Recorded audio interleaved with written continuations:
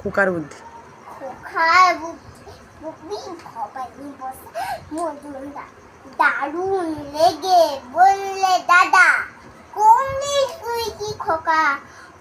খা কোথা বোঝার প্রতি আঁকিস পোকা তুইও ছুটি বলে দেখা দিবি যখন দেখা স্কুলেতে স্যান্ডি তোকে করবে যখন ক্ষমা রং তুলি সরিয়ে লেখে বললে হেসে খোকা আমায় তুমি মিছে দাদা ভাবছো মিহান বোকা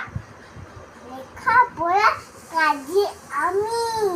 দিন না মতিও পাখি এখনো পুজোর ছুটি 27টা দিন বাকি তখনও এটা কি আর ভাবে শুয়োপোকা